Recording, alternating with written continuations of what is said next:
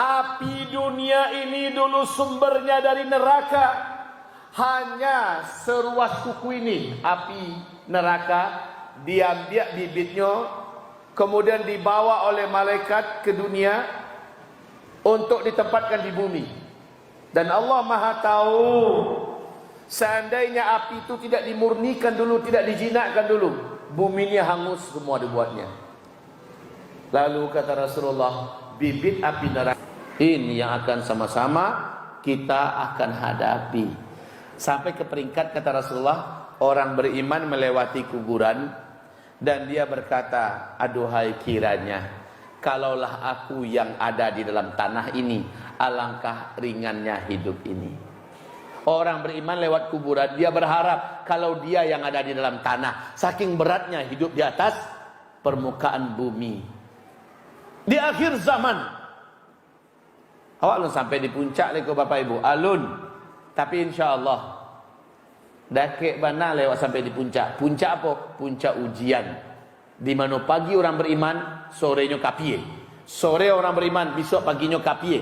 Puncak sebenarnya adalah lepasnya dan munculnya Dajjal ke tengah-tengah manusia. Ketika itu kata Rasulullah, pagi dia beriman, siang datang Dajjal, sorenya dia sudah kafir kepada Allah. Sorenya dia beriman, malam datang Dajjal ke kotanya, besok paginya dia sudah kafir kepada Allah Subhanahu wa taala. Na'udzubillah. Bapak Ibu yang kami muliakan, di akhir zaman ini apa yang harus kami lakukan, Buya? Anak-anak kami bagaimana dengan mereka, Buya? Apa yang harus kami lakukan? Jawaban saya tidak pernah berubah dari dulu, sekarang, dan insya Allah sampai mati. Jawaban saya kepada anak-anak ayah bunda, kepada anak-anak bapak ibu yang wajib diwariskan kepada mereka, yang wajib difokuskan kepada mereka, yang wajib diseriuskan kepada mereka adalah tanamkan iman, akidah dan tauhid yang kuat sekuat-kuatnya, sedalam-dalamnya. Satu. Yang kedua, masukkan dia ke sekolah-sekolah yang berbasis agama yang kuat. Kalau dia SD, selesaikan dulu Al-Qur'annya 30 juz. Kalau nggak hafal minimal dia mengetahui ayat demi ayat, ayat demi ayat. Syukur-syukur dia hafal Al-Qur'an. Habis itu masukkan ke pesantren. Di zaman sekarang lingkungan tak akan selamat kalau tidak di pesantren. Lingkungan tidak akan selamat kalau tidak di pesantren, kan anak nggak akan selamat. Kalau ada bapak ibu yang tidak setuju, tidak apa-apa, saya tidak memaksa. Saya hanya mengatakan ini analisa dunia pendidikan Islam pada hari ini. Tempat yang terjamin pada hari ini, pada masa ini, di seluruh dunia hanyalah pondok-pondok pesantren. Tapi memang wajib memilih-milih juga lah kita. Mana pondok pesantren yang memprioritaskan adab, akhlak, ibadah, akidah. Prioritaskan, masukkan anak kita ke sana. Kalau prestasi akademisnya ternyata tidak begitu menanjak, tapi ibadah anak di sana bagus. Solat 5 waktunya, solat-solat sunatnya, ibadah-ibadahnya, dan prioritas adab dan akhlak betul-betul didudukkan di situ. Prioritaskan, masukkan anak ke sana. Demi menjaga lingkungan hidupnya. Karena yang merusak anak ini nomor satu adalah kawan-kawan bergaulnya, lingkungannya, dan handphone. Sementara di pesantren, dan saya yakin dan percaya pesantren-pesantren yang baik pasti akan mengharamkan di pesantren itu handphone di tangan anak-anak. Pasti haram. Walaupun kami tidak mengatakan haram secara syariat ini, tapi haram secara peraturan sekolah, umumnya pesantren mengharamkan. Karena kami tahu dan kita semua sudah sepakat ini bahwa handphone perusak generasi yang paling efektif. Handphone adalah jejaring fitnah Masih Dajjal untuk dimasukkan ke dalam jiwa umat Nabi Muhammad di akhir zaman. Maka anak-anak kita kawal. Kami mengatakan bahwa di akhir zaman ini sangat banyak yang akan lepas dari Islam. Orang yang lepas dari Islam otomatis tidak akan pernah singgah ke surga walaupun cuma sebentar. Dia khalidina fi an-nar abadan, kekal di dalam neraka selama-lamanya. Ini yang wajib ayah bunda waspadai betul. Kalau lai di neraka sabantanyo kemudian masuk surga, jadilah ya, walaupun seharusnya tidak pernah ya, walaupun seharusnya tidak pernah, tapi mendinglah lai di neraka kemudian keluar masuk surga. Iya Pak? Iya Pak? Apa yang normal mengecen indah.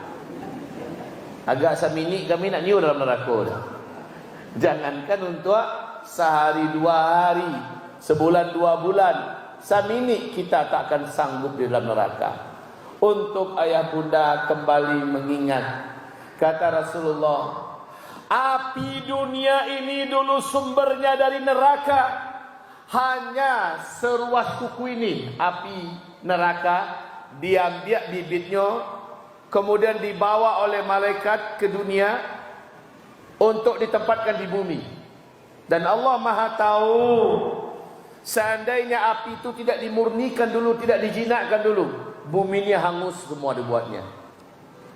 Lalu kata Rasulullah, bibit api neraka tersebut direndamkan di dalam lautan yang luas, menggelegak seluruh laut sampai kering seluruh laut sekering-keringnya.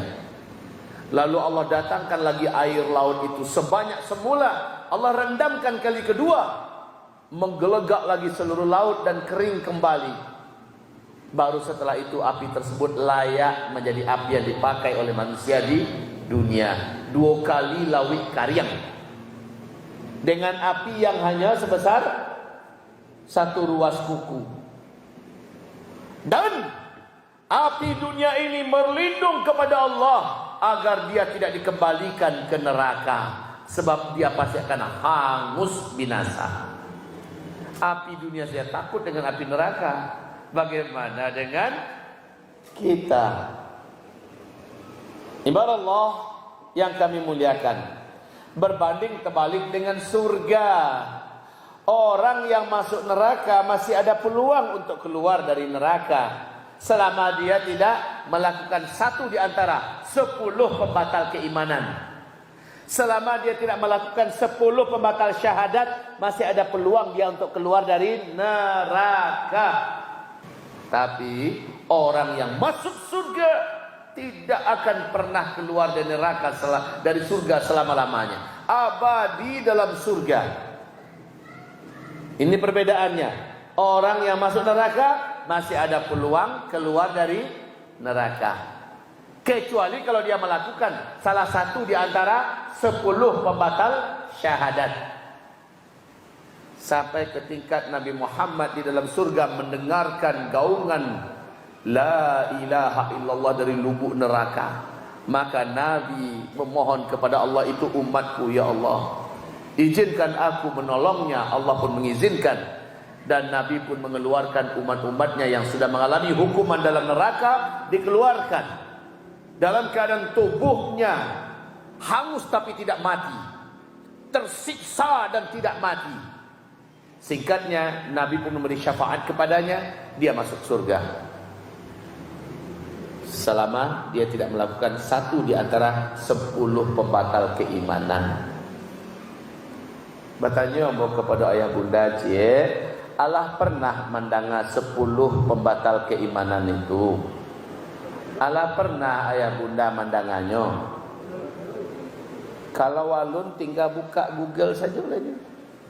Ketik di situ 10 pembatal syahadat, 10 pembatal keimanan, itu sama itu. Ketik, baca. Ada yang ayah bunda kurang paham, ada ulama-ulama kita di sini, bertanyalah kepada mereka. Datangilah beliau, tanyakan pada beliau, buat majlis, datangkan beliau agar mengupas 10 pembatal syahadat ini, 10 pembatal iman ini. Kalau ambo sabuikan saja di siko, indak dikupasnya, nak menggigitnya Pak. Karena di akhir zaman 10 pembatal keimanan ini banyak yang melakukannya kini Bapak Ibu. Banyak yang melakukannya 10 pembatal syahadat ini. Maka ayah bunda yang kami muliakan, yuk seriuslah kita ayah bunda mengkajinya. Ambo bacokan kini kuah yang lain sangkut dalam kapal lu ambo. Urutannya mungkin agak acak, tetapi tidak penting lah ya.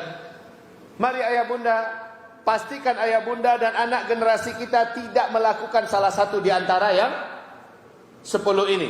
1. Syirik. Syiriknya syirik besar, bukan syirik kecil. Syirik besar itu ada 4.